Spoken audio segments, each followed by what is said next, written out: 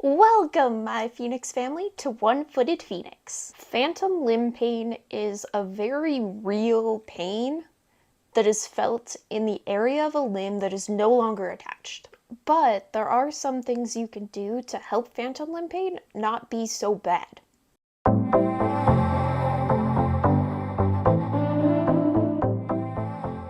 Phantom limb pain can feel like this super intense zapping right in your limb, or even beyond your limb. It can be inside or outside of your limb.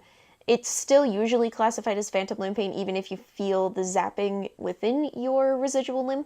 But essentially, imagine having a TENS unit right on your foot and then having somebody turn it all the way up to as high as it'll go. And it's just like. Some people have also described phantom limb pain as being a crushing sensation, which I do get this, where it feels like an entire freight truck just ran over your foot and all the bones get crushed into lots of different pieces. So you might see some amputees that have phantom limb pain have their limb just spasm. Like for me, my leg will just go like flop, flop, flop, flop, flop, flop, flop. And it's just totally involuntary and uncontrollable, but it just does that. I don't know why, but it does it. My first couple tips for phantom limb pain, now that I'm about 3.5 years into this amputation journey, is first of all to try and elevate your limb up above your heart. So if your amputation is in a leg, you're going to want to lay down, you're going to want to get that leg up above your heart. That means you got to elevate it the best you can, but also it's important that if you're not wearing your prosthetic, you try and keep your knee as straight as possible. So try not to bend it when you do this, because that can eventually lead to a contracture where you're going to have trouble wearing your prosthetic. My second little tip for phantom limb pain, now that I'm a ways down this journey, is to try and plan time to rest and to recover whenever the weather is going to be stormy. So if you see that there's a huge snowstorm coming, you are probably going to want to plan, you know what, it's going to be super snowy this day.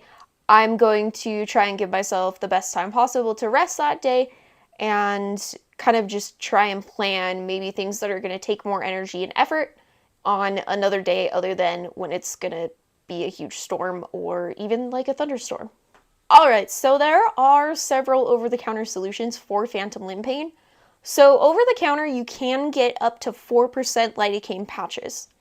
However, if you need stronger than the 4% lidocaine patches or creams, you do have to get a prescription for those, but they're not horrible even if you do need to get a prescription for them. Some insurances are kind of weird about covering the lidocaine stuff unless you have your doctor send in a note of why you need it and that you have pretty severe chronic pain. And in that case, it's not too bad. I haven't really had issues if my doctor sends in something for the insurance. So in my journey with all this nerve pain, I have learned that vitamin D and lots of vitamin Bs. So there's several different types of vitamin B. I take as many types of vitamin B as possible. But those two vitamins can be very helpful for chronic pain. I have also heard a lot of people say that magnesium can be good for chronic pain. So, specifically for CRPS amputees that have phantom limb pain, vitamin C is also something that can be helpful if you've had CRPS. A lot of people have said to take vitamin C if you have complex regional pain syndrome, or if you've even had it in the past and you feel like you're more in a remission state. I have found listening to some sort of guided meditation at night to be very helpful. This is some sort of meditation that kind of has the guided imagery, so where you're walking along the beach, or you walk along this nice forest path, and it's just very calming.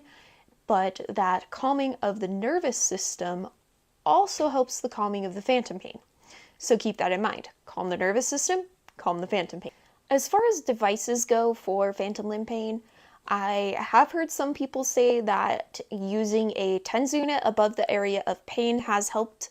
Also, some people have said that using the TENS unit on the opposite leg from where the phantom limb pain is also helps.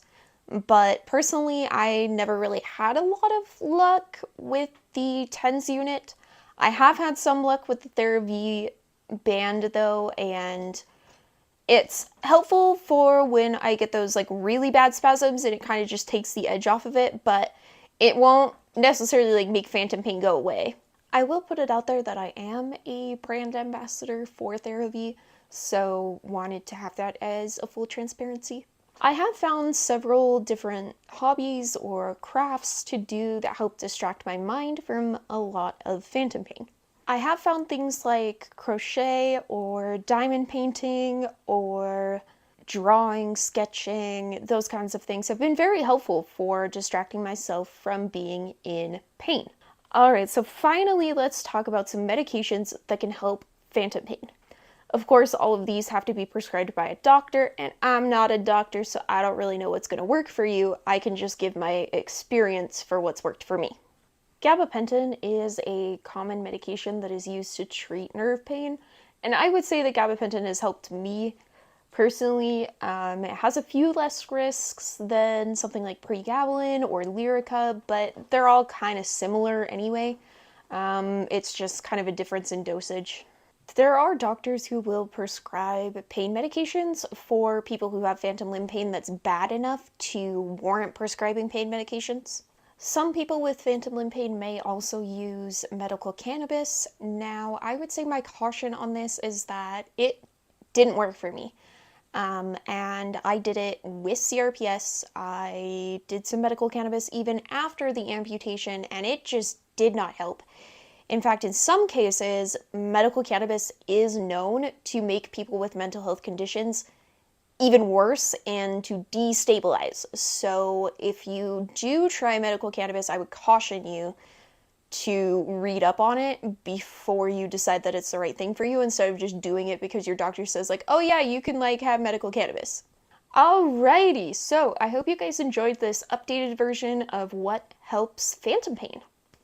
And if you would like to learn more about phantom pain, about chronic pain, or about amputation, you can leave your suggestions down in the comments down below. I love talking to you guys. If you would like to see another One-Footed Phoenix video, click over here, and I'll see you all in the next video. Thanks for watching. Bye!